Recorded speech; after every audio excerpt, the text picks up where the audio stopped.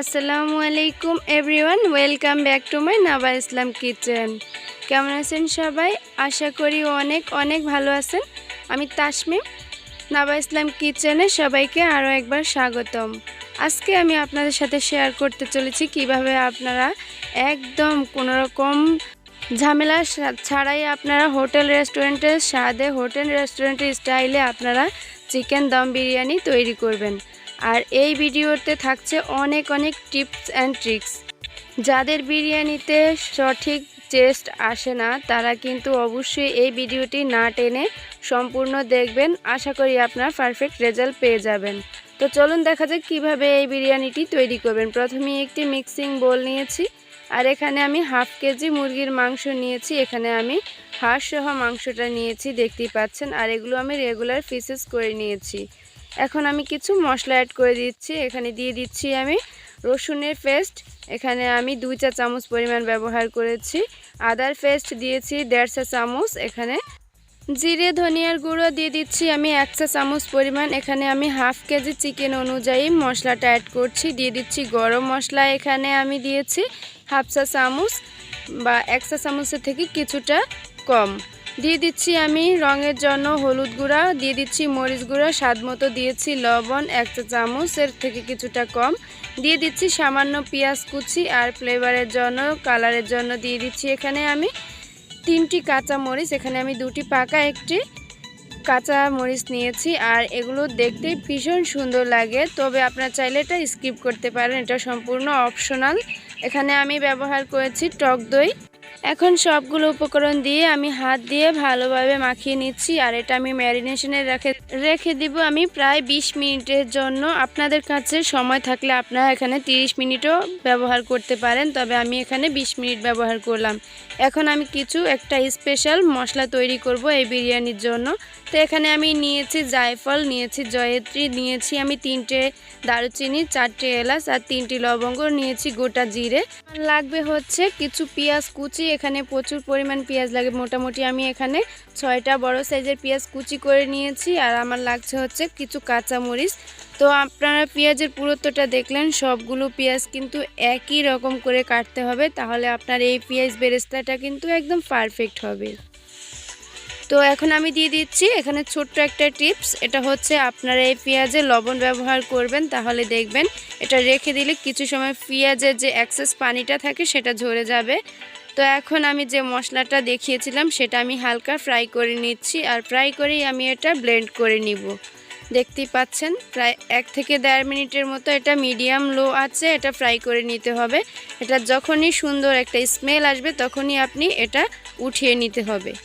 তো এখন আমি এটা উঠিয়ে নিয়ে নিচ্ছি কড়াইতে পরিমাণ মতো তেল। তো আমি এখানে কিছু পেঁয়াজ বেরেস্তা করব। আর এই বিরিয়ানিতে কিন্তু এই পেঁয়াজ বেরেস্তাটা কিন্তু মোস্ট ইম্পর্টেন্ট একটা ইনগ্রেডিয়েন্টস। তো দেখতেই পাচ্ছেন আমি যে লবণ দিয়ে মাখিয়ে রেখেছিলাম সেখান থেকে কিছুটা পানি বের হয়েছিল। তো আমি সেটা জড়িয়ে এখন আমি তেলটার মাঝে পেঁয়াজগুলো দিয়ে দিচ্ছি। আর মোটামুটি মিডিয়াম আছে এটা আমি ফ্রাই করে নিচ্ছি।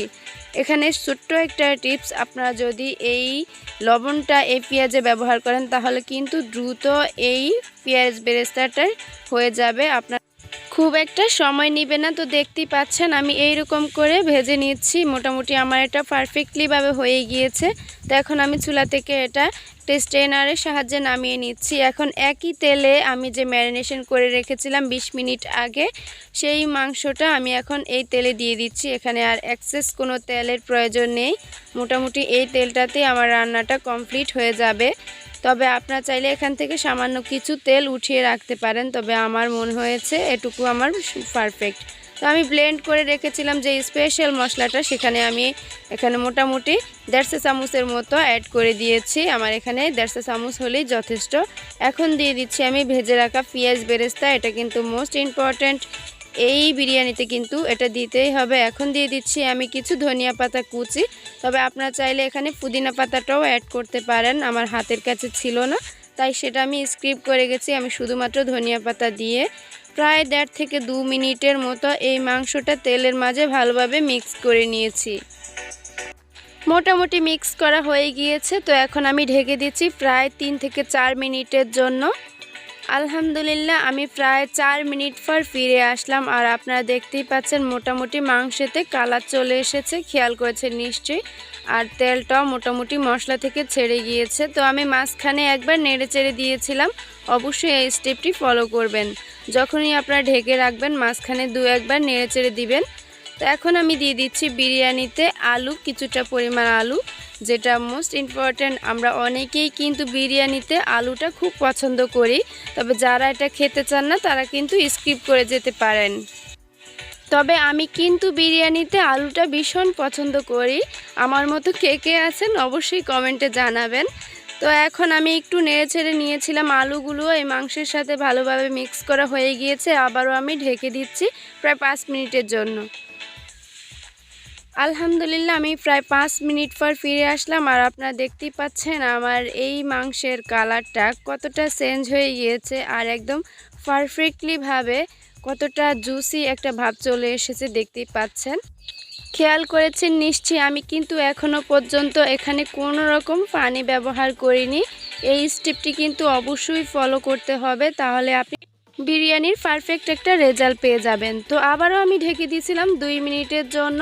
তো ফিরে আসলাম আমি 2 মিনিট পর, দেখতেই পাচ্ছেন। এখন আমি দিয়ে দিচ্ছি কিছুটা বিরিয়ানি মশলা, যেটা দোকানে কিনতে পাওয়া যায় রেডিমিক্স বিরিয়ানি মশলাটি। তো আমি এখানে রাঁধুনি মশলাটা ব্যবহার করেছি। আপনারা চাইলে আপনাদের পছন্দ মতো যে কোনো ব্র্যান্ডের এই মশলাটা ইউজ করতে পারেন। তো এটা কিন্তু অবশ্যই দিতে হবে, তাহলে একদম নাইস একটা ফ্লেভার আসবে আর সুন্দর একটা টেস্টও আসবে। তো এখন আমি এটা নেড়ে ছেড়ে দিয়ে দিচ্ছি সামান্য পরিমাণে পানি, মোটামুটি 1 কাপ পরিমাণ হবে। আপনারা খেয়াল করেছেন নিশ্চয়ই আমার কিন্তু মাংস আর আলুটা মোটামুটি 60% সেদ্ধ হয়ে গিয়েছে। তো এখন আমি আরও সামান্য পরিমাণ পানি দিয়ে এটা আবারও ঢেকে দিচ্ছি আর বলক আসা পর্যন্ত অপেক্ষা করব। এখানে পানিটা দিলে সুন্দর মতো একদম মাংস আর আলুটা সেদ্ধ হয়ে যাবে। যারা আমার চ্যানেলের নতুন বন্ধুরা চ্যানেলটি সাবস্ক্রাইব করা নেই, তারা কিন্তু অবশ্যই চ্যানেলটি সাবস্ক্রাইব করে ছোট্ট একটা কমেন্ট করে জানাবেন। অবশ্যই ভালো লেগে থাকলে আপনারা ছোট্ট একটি লাইক দিয়ে দিবেন। আপনাদের জন্য এই গরমে রান্নাঘরে ঢুকাই যায় না এমন অবস্থা, তবুও রান্নাটা করে থাকি আপনাদেরকে ভালো কিছু উপহার দেওয়ার জন্য। তবে আশা করি আপনারা আমাদের পাশে থাকবেন, অবশ্যই আমাদেরকে সাহায্য করবেন। তো এই ভেবেই আমি কিন্তু এই রান্নাগুলো করে থাকি। অবশ্যই আপনাদের কাছে একটা অনুরোধ থাকবে, যারা চ্যানেলে নতুন ভিডিও দেখতেছেন তারা চ্যানেলটি সাবস্ক্রাইব করে পাশে থাকার অনুরোধ রইল। তো দেখুন মোটামুটি আমার এটা একদম পারফেক্টলিভাবে হয়ে গিয়েছে। তো আমি এখন একদম লো আছে এটা ঢেকে রাখবো আর অন্যদিকে আমি চাউলটা রেডি করে নিব। তো আমি কিন্তু আজকের এই বিরিয়ানিটা চিনি গুঁড়া চাল দিয়ে করব। অনেকেই কিন্তু বাসমতি রাইস দিয়ে এটা করে থাকেন, তবে আমি আজকে একটু ভিন্ন পদ্ধতিতে দেখাচ্ছি। আমি এখানে কিছু মশলা অ্যাড করে দিচ্ছি। তো এখানে আমি 3টি কাঁচামরিচ, 3টি লবঙ্গ, এখানে নিয়েছি আমি 3 টুকরো এলাচ আর 3টি দারুচিনি দিয়ে সামান্য গোটা জিরে ব্যবহার করেছি আর দিয়ে দিচ্ছি 1 ফালি লেবুর রস, সাথে দিয়ে দিচ্ছি আমি এখানে স্বাদমতো লবণ। আর এইগুলো দেওয়ার ক্ষেত্রে কিন্তু সুন্দর একটা স্মেল আসে। আর আমি এখানে দিয়ে দিচ্ছি প্রায় 1.5 টেবিল চামচ হবে তেল দিয়েছি এখানে। আর এই তেলটা দিলে কিন্তু আপনার পোলাওটা একদম ঝরঝরে থাকবে, এটা কিন্তু একটার সাথে আরেকটা লেগে যাবে না। তো মোটামুটি এখানে আমি আধা কেজি চাল নিয়েছি, 500 গ্রাম চাল নিয়েছি এখানে চিনি গুঁড়া। তো আমি আমার 500 গ্রাম অনুযায়ী কিন্তু মশলাগুলো অ্যাড করেছি, তবে আপনারা পরিমাণে বাড়তি থাকলে বা বাড়াতে চাইলে আপনারা এই মশলাগুলোর পরিমাণটা অবশ্যই বাড়িয়ে দিবেন। আর এখানে ছোট্ট একটা টিপস, আপনারা কিন্তু এই পানিটা ফুটে গেলেই কিন্তু চালটা দিতে হবে, আগে আগে চালটা দিবেন না, নয়তো একদম নরম হয়ে যাওয়ার সম্ভাবনা থাকবে। তো দেখতেই পাচ্ছেন প্রায় আমি 5 মিনিটের মতো জাল করে নিয়েছি।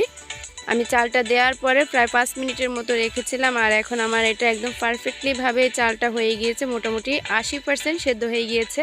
এখন আমি এটা চুলা থেকে নামিয়ে ছেঁকে নিয়েছি আর এখন আমি দিয়ে দিচ্ছি আমি ওই যে আগে মাংসটা মিডিয়াম লো আঁচে রেখেছিলাম, সেখানে এখন আমি একটু মাংসটা নেড়ে ছেড়ে দিয়ে দিচ্ছি। তবে আপনারা চাইলে লেয়ার করেও দিতে পারেন, এখান থেকে হাফ মাংসটা উঠিয়ে রেখে চালগুলো দিয়ে পরে আবার লেয়ার করে দিতে পারেন, তবে আমি সেটা করলাম না।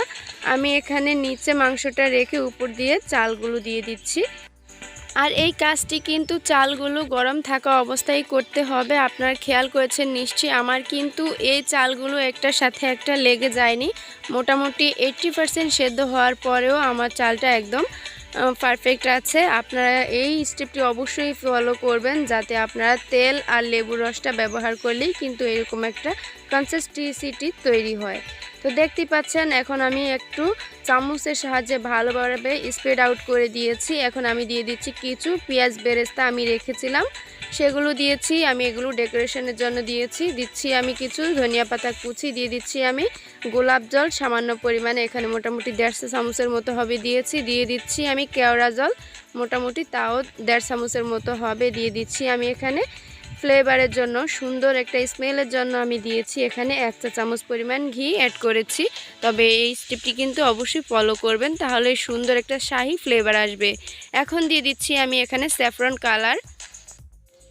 এই স্যাফরন কালারটি কিন্তু সম্পূর্ণ অপশনাল, আপনাদের হাতের কাছে না থাকলে আপনারা কিন্তু এটা স্কিপ করতে পারেন। আর এখন আমি সবগুলো উপকরণ দিয়ে ঢেকে দিচ্ছি, প্রায় 10 মিনিটের মতো আমি দমে রাখবো। আর এই অবস্থায় দেখতেই পাচ্ছেন চুলার আঁচটা কিন্তু একদম লোতে আছে। তো মোটামুটি আমি 10 মিনিট পর ফিরে আসলাম, আর আমার চালটা একটু দেখতেই পাচ্ছেন কতটা ঝরঝরে হয়েছে, একদম পারফেক্টলিভাবে চালটা হয়ে গিয়েছে আর একদম ঝরঝরে হয়েছে। তো এখানে ছোট্ট একটা টিপস, আমি কিন্তু একটু উল্টে দিচ্ছি, দেখতেই পাচ্ছেন চামচের সাহায্যে আমি নিচেরগুলো একটু উপরের দিকে উঠিয়ে দিচ্ছি আর উপরগুলো একটু নিচের দিকে দিয়ে দিচ্ছি, তাহলে সমানভাবে কোনো রকম উপর নিচ থাকবে না। এই চালগুলো কিন্তু একদম পারফেক্টলিভাবে সিদ্ধ হয়ে যাবে। তো দেখতেই পাচ্ছেন আমি আরও 5 মিনিটের মতো রেখে এখন তো আমি এখানে একটি বোল নিয়েছি আর এগুলো আমি মিক্স করে নিচ্ছি। দেখতে পাচ্ছেন আমি বড় বলে নিয়েছি আর এগুলো আমি এখন গরম গরম পরিবেশন করব। আজকে কিন্তু আমার মেয়ের জন্মদিন ছিল আর সেই উদ্দেশ্য করেই কিন্তু আমি এই বিরিয়ানিটা তৈরি করেছি। আপনাদের কাছে যদি ভালো লেগে থাকে অবশ্যই কমেন্ট করে জানাবেন কেমন হয়েছে। আর এটা কিন্তু একবার অবশ্যই এভাবে বাসায় ট্রাই করবেন, আর ট্রাই করলে বুঝতে পারবেন কতটা পারফেক্ট একটি বিরিয়ানি।